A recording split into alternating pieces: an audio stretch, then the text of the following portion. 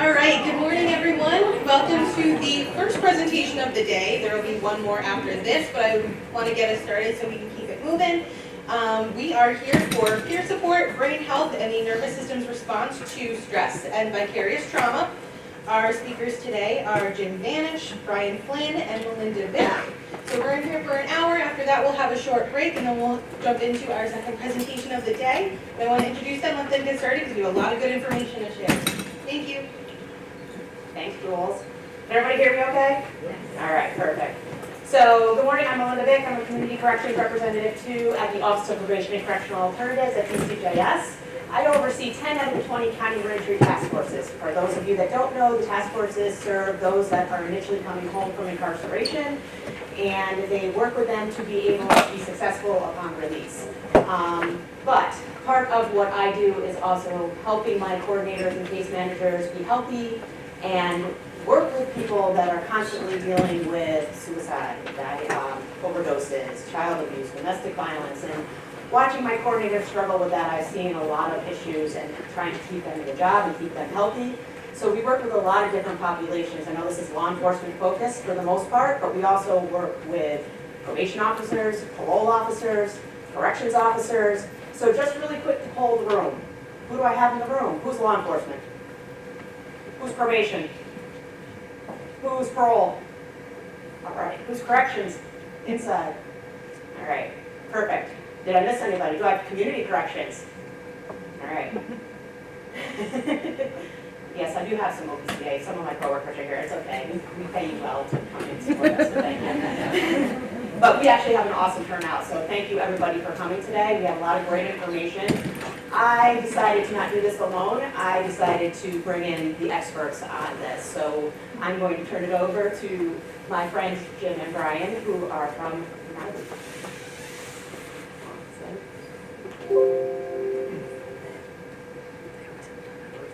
Oh, good morning. Everybody hear me okay with this thing? I'm going to hold the mic up. So I represent the New York Law Enforcement Assistance Program. We've been around since 2017. We are a 501c3 non-for-profit, which means we don't have to acknowledge any other agency, report back to anybody else within law enforcement. We handle everything in-house, so we are very confidential, is really what it means. But we're going to talk a little bit about peer support today. So in the essence of peer support, I like to do a couple of things to get started and to break the ice and get everybody kind of on the same page.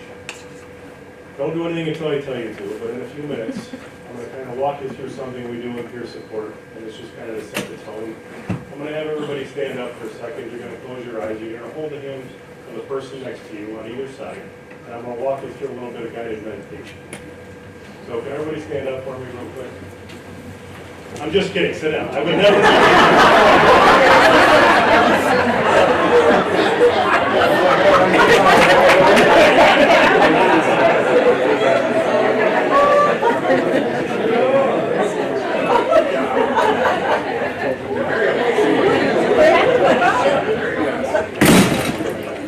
That was nervous.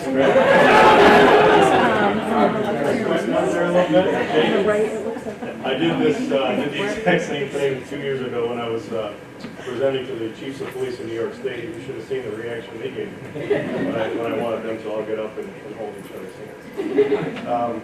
First of all, I got to acknowledge my brother here with the Bills. Go Bills. Go Bills. Born and raised in Buffalo, so go Bills. Represent, right? So talking about peer support. I'm going to walk around, sorry, I just don't like to stand still and be up front. This is kind of a personal story, it's been a personal journey for me. This is my brother up here on the side, that's Lieutenant Joe Vanish. He was a 15-year vet of the New York State Police, and on April 1st, 2008, he went home for lunch and he shot himself in his living room.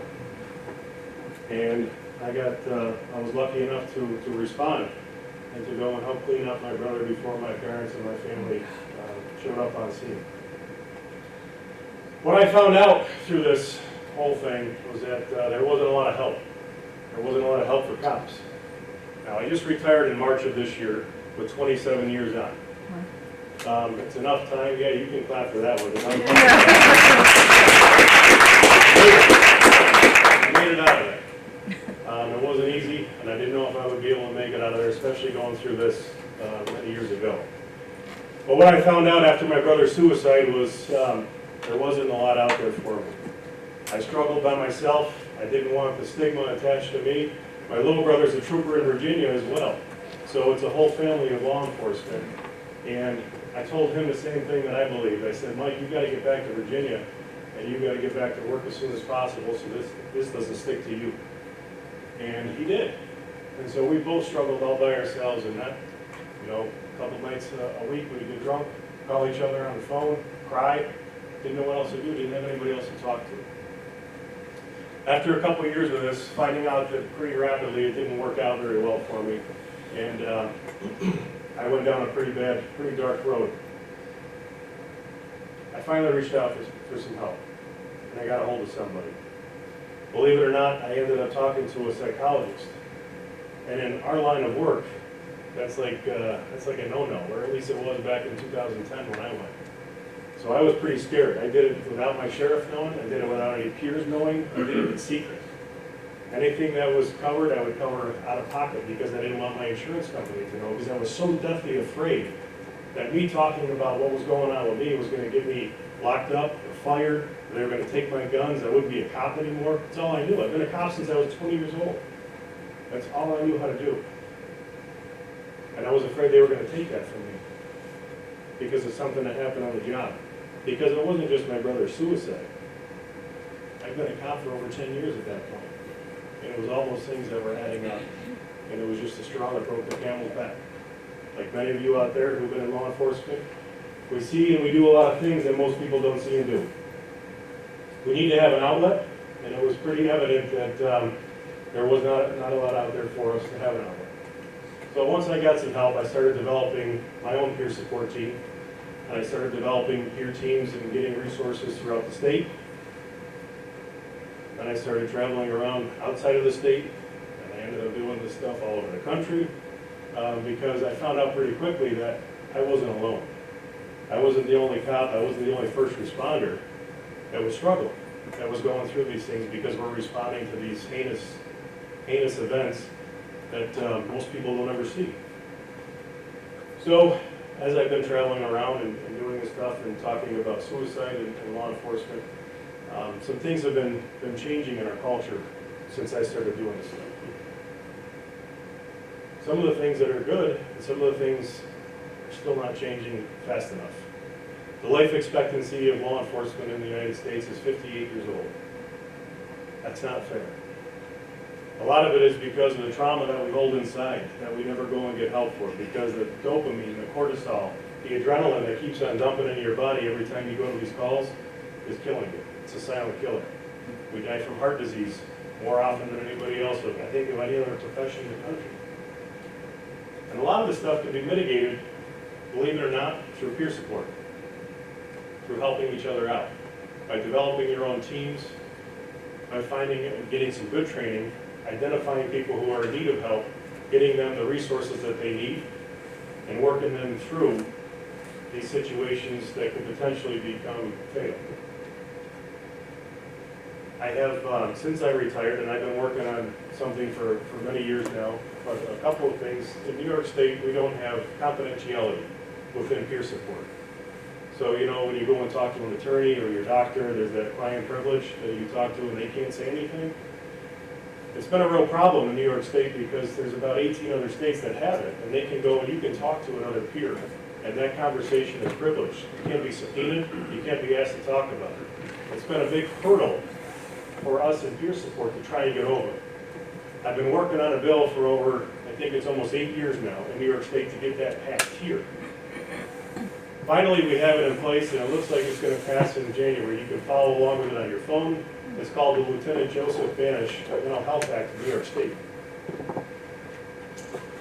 So that we will be able to have confidentiality as well in peer support. Those conversations are going to be privileged. We're going to be able to make those conversations privileged, not be subpoenaed, not have to tell our boss. We can go and get each other help, the help that we need, without having to worry about it again. Another adventure, whatever you want to call it, is I'm working with some colleagues. I moved to Augusta, Georgia. I'm done with New York State. I have Georgia tags on my car now. I love being out of New York State, so the taxes are much less, the sun is much brighter, and I feel a lot better being down there. If I could convince Brian to stop getting me to come to New York and do all these trainings, I'd be a lot better off. But I've been racking up the frequent flyer miles since March of this year. One of the big things that I'm working on down there is I'm opening up a not-for-profit treatment facility for first responders only. It is the only one, that's right, Siri, you tell them. It is the only one in the nation, and it's going to be open by the end of the year. So that means if you have credentials and you're a first responder, you will be with like-minded people getting treatment. And we're focusing on trauma, not so much the substance abuse. We're going to actually tackle the problem. Because we found out that the maladaptive coping mechanisms, such as drinking, substance abuse, all they're doing is they're covering up the trauma. They're trying to suppress those things, those memories, those thoughts, those things that are invasive. So we're going to attack the trauma. We're doing a trauma-based and focused treatment facility. I'm going to talk a little bit more in a few minutes. I think I gave you a brief overview of what I do and what I've been up to. But I want to turn it over to Brian for a few minutes, because Brian is one of my, Brian's my favorite clinician in the world, but he's one of my best clinicians. I have merged this and made a bridge between law enforcement or first responders and the clinical realm. And I think it's very important to talk about people like Brian, because Brian is a culturally competent clinician, meaning he speaks our language. He understands our language. I'm sure he's going to tell you about it, and maybe he won't because he's sometimes pretty shy, but Brian is a 9/11 responder. He's been around the block a little bit. He's seen his own share of trauma. But having somebody that in law enforcement that I can relate to, such as Brian, and having a culturally competent clinician, is hands down the best thing that was ever introduced into peer support. So I go around the state and I develop other clinicians. I actually have a course. We did it through Malloy University last year a couple times, trying to get more clinicians culturally competent so they can understand the job that we do, the reason we talk the way we do. Because let's be honest, if they walked into our station house, any normal clinician, and listened to the way we talk, we'd probably be locked up, right? We talk a certain way, we act a certain way, we walk a certain way, we park our cars a certain way. Most of you probably have 10,000 cameras at your house because you're so hyper-vigilant, right? It's all these things we do as a culture. But I'm going to turn it over to Brian and let him talk about the what? No, fine. I'll turn it over to Monday, but I want to introduce you, Brian. Brian, he really is a great guy, so, you know. But one of the reasons we did this particular presentation, just to keep everybody kind of in the knowledge here. So what we were learning, at least from my purview, is that there's a lot of people, there's a lot of community corrections, there's a lot of first responders that don't understand that these things all go together. They work like a cylinder together as a wheel. So I developed this particular graphic to try to highlight that you can't just focus on peer support, you can't just focus on wellness, and you can't just focus on trauma-informed approaches. They have to go together to be able to understand this entire approach. Almost every training that I've ever been to has said the same thing. You need to be able to incorporate all three of these in order to get somebody to a place of wellness and healthiness. You have to understand your own wellness, you have to understand the wellness of others. And that's another important point that I wanted to bring up. This particular presentation is going to talk about ourselves, but also about the people that you're working with, because they too are probably experiencing some of these same things. So we'll get into that later. Now I'll turn it over to Brian. Go to his slide. Oops, went too far. Okay, there you go. Thank you. You're welcome. All right, everybody hear me okay? Yeah. So, like Jim mentioned, my name is Brian Flynn. I'm a clinical social worker. I live down in the Binghamton area. Most of my career has been around critical incident stress. Jim mentioned that very early on in my career, I don't want to date myself too much with our anniversary, but found myself at ground zero helping mostly firefighters, and at that time no one was really paying a lot of attention to NYPD, but these guys and girls were every night standing out around the perimeter of ground zero, sort of just, keeping watch, but also just taking everything in. And no one was really paying attention to these folks. So we started walking around and, coffee and Pop-Tarts and whatever else that they needed on the overnight shift. And of course, people started opening up about their own experiences. So I have a small private practice where I see mostly law enforcement. And I believe in this peer support thing so much because as a clinician, even though I think I'm pretty good with talking with cops, there's still a speed bump that I have to get over because I'm not a cop.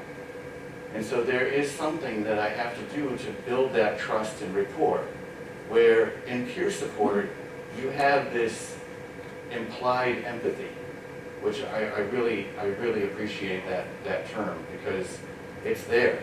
You don't have to really do much because you all share the same culture, the same language, a lot of the same experiences. Of course, everyone's an individual, but you have these experiences where you can say, for example, well, you know, I've been through this, and the person says, yeah, that sounds like my experience as well.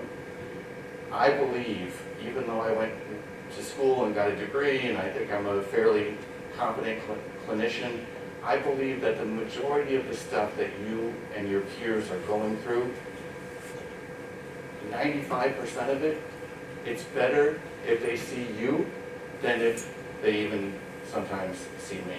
They will get more benefit out of talking to a peer who's trained, of course, but more benefit from talking to somebody like you. That's how much I believe it. And I promote that stuff because, and it's probably going to ultimately put me out of a job, but that's okay. Because like I said, I believe in it so much, I'm so passionate about it, because I do think that a lot of you already have the skills that are necessary to help each other out. It's just that you have to sometimes transfer those skills a little bit to, how do I now talk to somebody who I care about, I work with, I'm emotionally invested in, and how do I get them through that crisis? So some of that training in peer support, I think, is really important to understand what it is that we go through, and how do I understand what I've been through and how the job impacts me, and then I can then, turn over to how do I provide that information and that trauma-informed approach to the peers that I'm helping out. So one of the things I think is really important to understand is when we talk about the limbic system, we talk about trauma and stress and how trauma impacts. Remember, we have primary trauma and then vicarious or secondary trauma.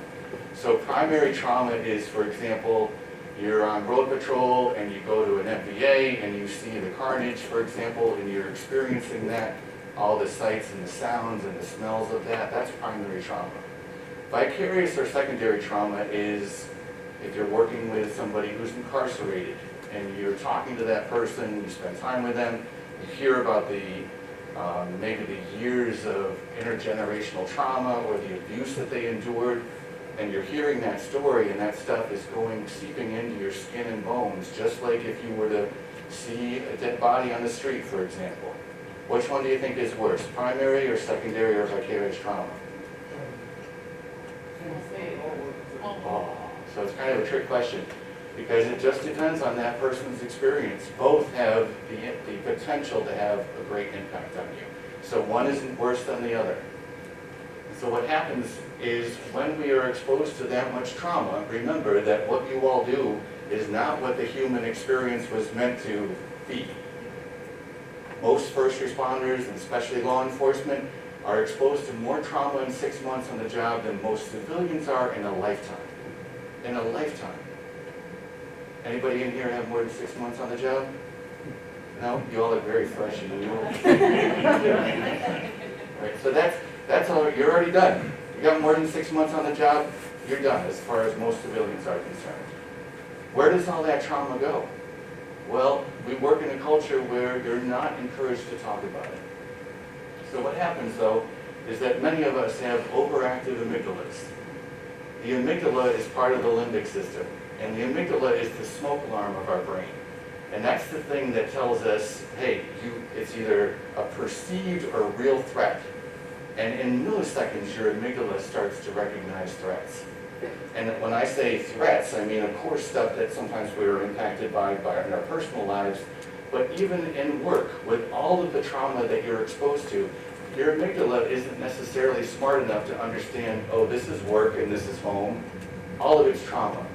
So if we have an overactive smoke alarm, for example, And the more trauma you're exposed to, and of course, if anybody has PTSD, which I would imagine that most of us in here do, because when we talk about PTSD, we don't generally talk about the fact that there are differing levels of severity of PTSD. And most of us in here probably have at least some level of PTSD. Your amygdala is constantly firing.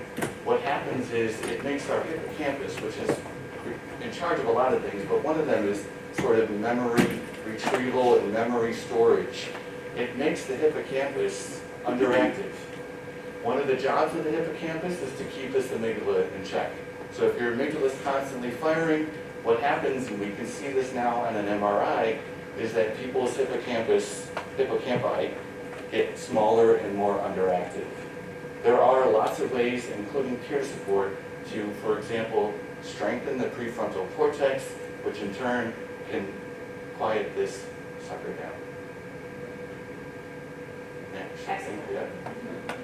All right, so just going back really quick to what Brian's already talking about and Jim. So what is peer support? Providing emotional, social, and practical assistance to individuals who share similar experiences, backgrounds, or circumstances, which is why you want to go to each other when it comes to peer support. You know what each other is dealing with. A law enforcement to law enforcement, a community corrections to community corrections, you're going to understand the type of person that you're actually working with. Peer support teams are comprised of professionals who have received specialized training. We'll go into that a little more about how Niley tackles that particular training. Functions as a support and debriefing resource for professionals and provides support to individuals experiencing personal and work-related stress and following critical or traumatic incidents. Some of the peer support teams that exist here within DCJS, my dear friend and coworker Danielle Brandis was responsible for starting probation peer support teams. And I think one of the things we learned from starting those particular peer support teams was that it wasn't so much the work stress as it was the individual stress and the individual factors that they found they were turning to. And it's already said it, substance abuse, alcoholism is a huge factor. We turn to something that numbs the brain. But that's the worst thing you can possibly do. Why? Because alcohol is the biggest dopamine factor there is, aside from your own real dopamine. So the more you use it, the more your brain starts to lessen it, and then it becomes an actual addiction. So that is not the best thing to turn to. Why peer support? The field of criminal justice and community corrections can be high stress, demanding, and bring about challenges that can impact professionals' personal and professional well-being. Professionals can develop relationships with the individuals they assist and work on a long-term basis. Peer support's always there. You can stop, you can start, you can stop, you can start, you can go there when you need to. So that's why it's one of the best things to have active in your department or agency. Professionals often reside in the same communities where they work. How many of you live in Buffalo? How many of you were impacted by the tops incident? Exactly. If you didn't live out there, I don't think you could experience it other than Binghamton, because how many of you live in Binghamton? And that is where the actual shooter came from, so that was a whole other situation where they needed to band together in order to help one another become stronger. The benefits of peer support team, we already talked about it. I just really like the fraud on this one, so that's how I want to be almost every single day. But this is what it does. It reduces stress and burnout. It enhances your coping strategies. It improves your job satisfaction. It reduces turnover. It can lead to improved decision-making, enhanced resiliency. We're going to talk about that in a little bit. And emotional support and reducing stigma. If nothing else comes from this training, please take away with you that we need to reduce the stigma. It's okay to not be okay. It is okay to seek out help, whether it be from peer support or a professional. These are the major causes of stress. There's lots of them. I think we all understand them. The impact of workplace stress causes health problems. I can't tell you how many studies there have been, especially on law enforcement, more law enforcement than anybody else. I think docs and corrections officers, as well as jail corrections officers, coming up real quick. But some of the newer ones are 911 dispatch. But all of them are experiencing the same things in terms of diabetes is on the rise, heart problems and the heart conditions, because you can only deal with so much trauma and so much stress before your heart starts to give out. It is a muscle. You can only work it so hard before it says, okay, I'm done. And sleep disturbance. The sleep studies that are happening are ridiculous. You can't do double shifts and work, swaps and everything else in an effort to then overcompensate your body where your body is then going to give out. Emotional exhaustion and burnout, trauma symptoms, job ineffectiveness, and of course, there's always an increased risk of suicide. Brian, we did this already, but just so you have it on a slide, you have traumatic stress versus vicarious traumatization. So traumatic stress is extreme emotionality or absence of emotion. That's the other one. When you see somebody walking around like a zombie and they're completely lifeless, that can be trauma that's been happening to them. They may not be overly emotional, they may be the opposite. Fearful, jumpy, exaggerated, startle response, also known as hypervigilance, and flashbacks, where you can't get those scenes out of your head. When you close your eyes at night, that's all you're seeing. That is traumatic stress. Vicarious traumatization is just as important, and you need to recognize it, especially when you're working with the populations that we work with.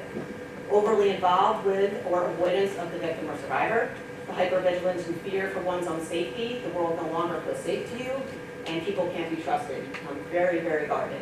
How many of you can go into a restaurant and sit with your back towards the door? Jim? Yeah, that's you know, being able to know your surroundings and what's going to come at me. I got to be ready for whatever's going to come next. Brian, I'll let you do this one. Yeah, folks understand what compassion fatigue is, I would imagine. So compassion fatigue is when you get to a place doing the work that we all do, you get to a place where your reservoir is full. You don't have any room for anything else, because everything that we do is giving of ourselves. And what happens a lot of times, of course, is that you're up here, you're up here, you're up here, and then you go home, for example, because hopefully we have lives outside of work. But we go home and we're not necessarily in a place where we can give as much to the people that we love and that we are hopefully surrounded by. So compassion fatigue is real, and it necessarily doesn't take very long to, especially with the work that you all do, it doesn't take very long to get to a place where your reservoir is full. But there are lots of ways to reduce the level of your reservoir so that you have more room. And one of them is through peer support. And it's both, for example, if we talk about altruism means it's good to do selfless things, but it's also, altruism also says there's nothing wrong with getting benefit from helping others. So if you engage in peer support, whether you're the person who's needing the peer support and benefit from, reducing your reservoir, for example, or that level, or if you're offering peer support and you get into this work, it's another way to, of course, not ignore what it is that you need to work on. You're doing that, but you're also getting the benefit of helping others too. Moral injury. A lot of times we're exposed to things on the job that sort of fracture our idea of what's good versus evil, right versus wrong, our worldview. And a lot of times, especially when it comes to PTSD, a lot of us know, for example, all the symptoms of PTSD according to the DSM, but a fractured worldview isn't necessarily in the DSM. But most folks who have some level of PTSD, something has happened to make them again question what's right versus wrong, what's ethical versus unethical. What is it that sort of takes my worldview, how I make sense of the world, and sort of rattles it a little bit. And that's really what a moral injury is.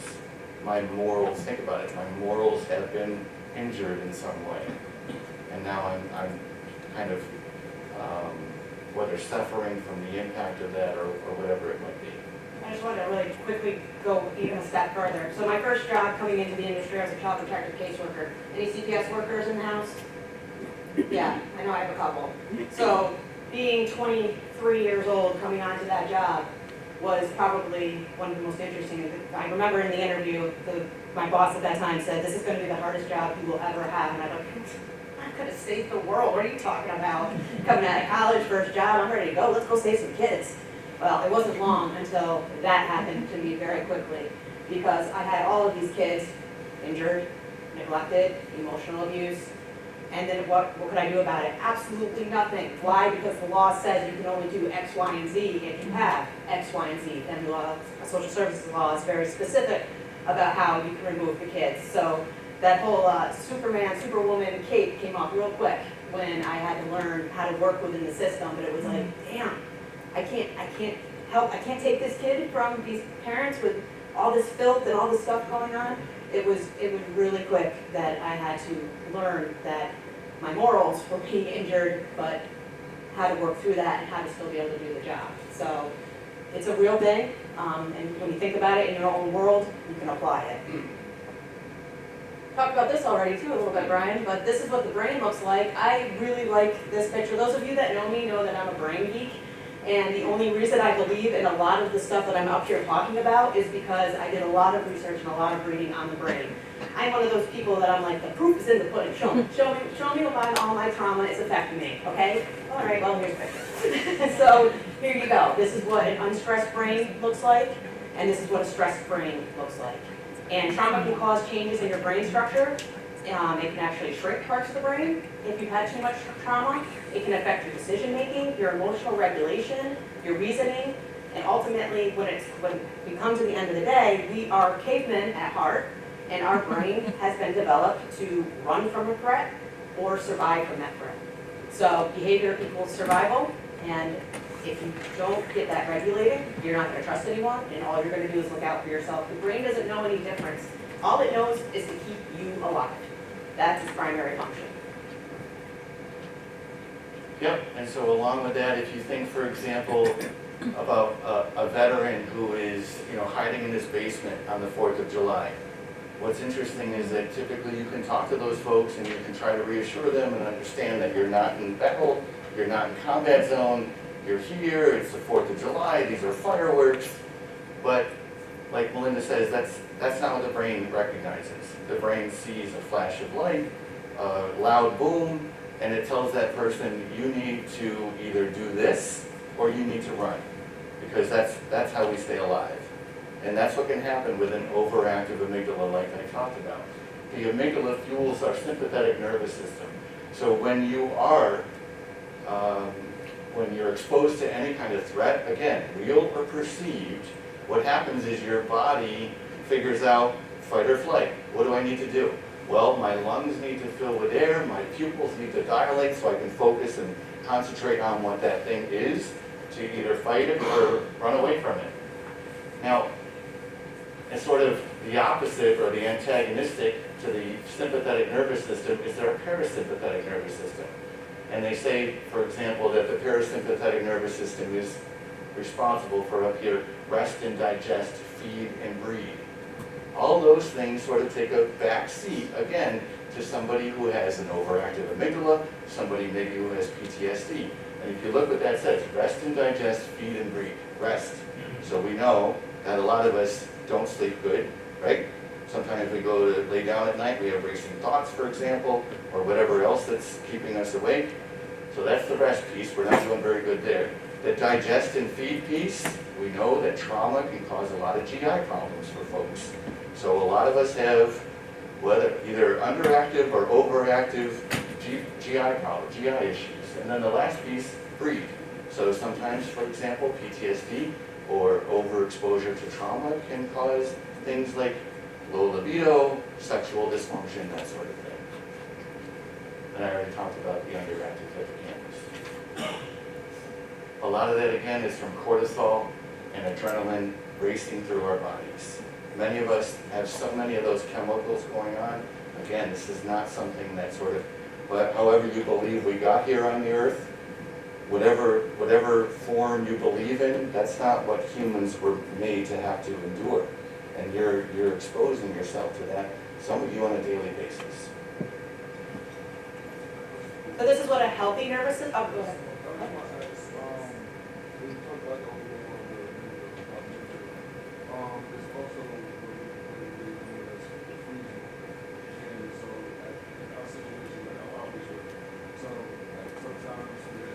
Gunshots go off, I don't have to fight or flight, I freeze. And so therefore, it's like, it's a commonality that goes on in my life. And somehow I'm like overloaded, all of my amygdala makes me stay at a moment